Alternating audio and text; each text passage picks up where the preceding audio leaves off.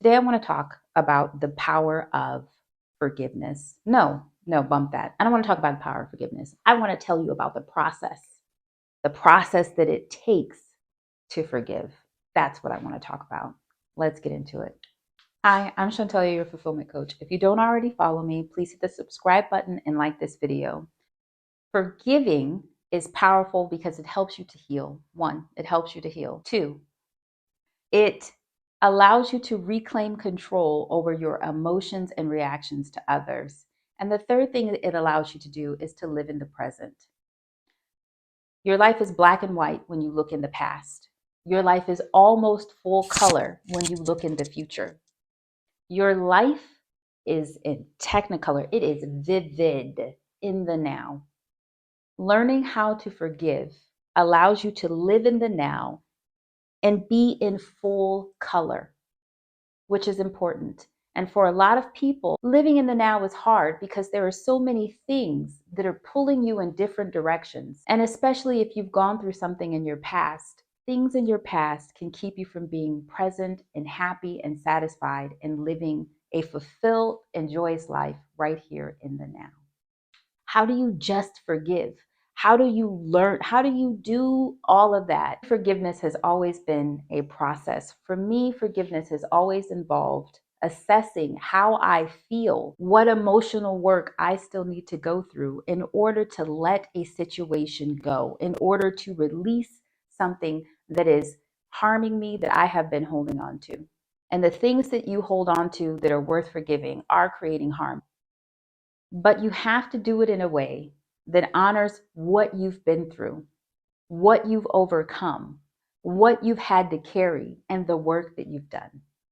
The first thing I want you to do when it comes to forgiving is to be unrelenting in your efforts to focus your attention on yourself.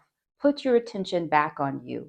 Develop a solid self-care routine and a daily reset ritual. Go back and watch one of my other the previous video on daily reset rituals if you don't know what that is.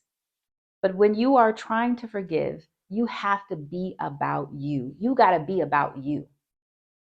It is easy when you are a wife, mother, friend, girlfriend, whatever, to get pulled in different directions all the time. Be intentional about you. Be intentional about the energy and time that you put into you so that you have what it takes to begin to heal and to forgive, because it is a process. It's a process. The second thing I want you to do when you are trying to learn how to forgive is to extend yourself grace, which means all of that love and kindness and support and attentiveness and patience and words of affirmation and just general support that you are giving to other people. Pour that into yourself first. Give it to you first. Be mindful of how you talk to yourself. Be present in your body as often as you can. Extend yourself grace. Extend yourself grace. The third thing I want you to do is to celebrate your progress.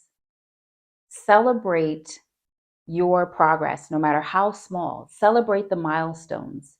Assess where you are in your relationship with people that you have forgiven or are working to forgive.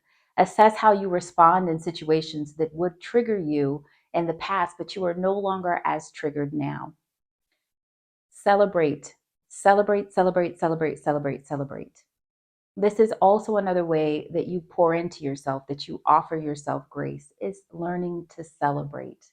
Learning to celebrate any progress you make when it comes to forgiving. The fourth and most powerful thing that you can do to help yourself learn to forgive is grieve. Grieve, grieve, grieve.